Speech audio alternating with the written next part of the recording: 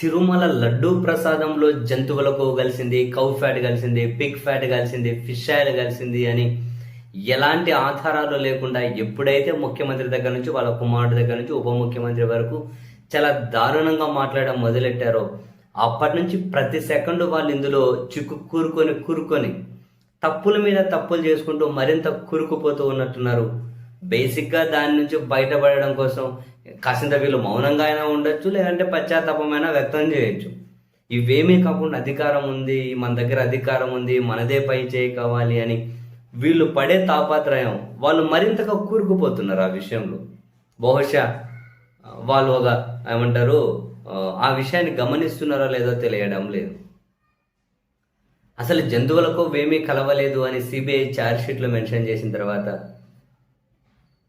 దాన్ని వదిలిపెట్టేసి గీ up to the mark లేదు, దానికి ఇంకేదో ఫ్లేవర్డ్ కలిపారు, దీనికి ఇంకేదో ఫ్లేవర్డ్ కలిపారని చెప్పి ఒక కొత్త పాట ఎంచుకోవడం అనేది మొదలెట్టారు.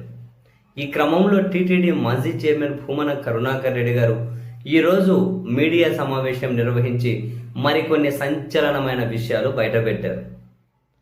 గీ అప్ టు ద మార్క్ లేనిది మీ పీరియడ్లోనే 2018లోనే గీ అప్ టు ద మార్క్ లేదు కాబట్టి దానికి ఒక గీకి మంచి ఫ్లేవర్ రావాలి అని చెప్పి ఈ బోలే బాబా డైరీ వీళ్ళ దగ్గర నుంచి 87,750 కేజీల enhanced flavour of cow ghee through టెన్స్, అంటే ఎన్హాన్స్డ్ ఫ్లేవర్ అంటే ఆ గీకి వాసన వచ్చే విధంగా ఒక ఫ్లేవర్ కలపడం. ఆ ఫ్లేవర్ కలపడం కోసం 87,750 కేజీల ఫ్లేవర్డ్ గీ ఒక టిన్నులో, ఒక్కో కేజీ ఒక టిన్ను అట్లా తీసుకునేకి ఒక కాంట్రాక్ట్ కుదుర్చుకున్నారు. ఏ రోజు ఇది 27/8/2018లోనే 27వ తేదీ 8 నెల 2018లోనే యావరేజ్ డైలీ కన్జంప్షన్ వచ్చి 975 కేజీలట. ఓవరాల్గా 87,750 కేజీల ఎన్హాన్స్డ్ ఫ్లేవర్ ఆఫ్ కౌ గీ. భూమన కరుణాకర్ రెడ్డి గారు మరో సంచలన విషయం బయట పెట్టారు. అప్పుడు గీ అన్నది క్వాలిటీ కాదు కాబట్టి, అప్పుడు గీ అన్నది ప్యూర్ కాదు కాబట్టి, అప్పుడు గీ వాసన రాలేదు కాబట్టి ఆ ఫ్లేవర్ కలపడం కోసం మీరు ఈ కాంట్రాక్ట్ కుదుర్చుకున్నారు 3 కోట్లకు పైగా డబ్బులు పెట్టి. మరి కల్తీ చేసింది ఎవరు?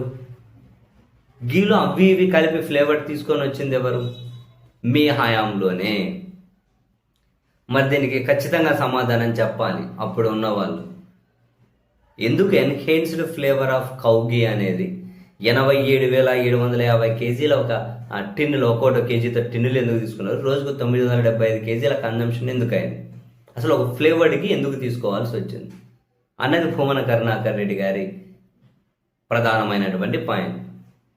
And at the same time ఈరోజు నిందితులుగా సిబిఐ ఎవరినైతే చూపించిందో ఆ ప్రీమియర్ డైరీ దగ్గర నుంచి మరికొందరు అధికారులు కూడా వీళ్ళందరూ 2013 నుంచి అండ్ 2014, 19, 24 వాళ్ళు ఫస్ట్ నుంచి కూడా టీటీడీలో పనిచేసే అధికారులే. వీళ్ళు ఫస్ట్ నుంచి పనిచేసే అధికారులే. బోలే బాబాను తెచ్చింది చంద్రబాబు నాయుడు గారు. ఈ ఫ్లేవర్డ్ గీ కోసం సపరేట్ కాంట్రాక్ట్ పిలిచింది వీళ్ళ పీరియడ్లోనే. అసలు మీరు నెయ్యి కల్తీ చేయకపోతే ఫ్లేవర్డ్ గీ ఎందుకు కొన్నారు అన్నది భూమన్ కరుణాకర్ రెడ్డి గారు లేవని తెలియడం అత్యంత కీలకమైన పాయింట్. దీని మీద మరి ప్రస్తుత పాలకులు కానీ లేదా పాలకపక్ష మీడియా కానీ సమాధానం చెబుతారేమో చూడాలి.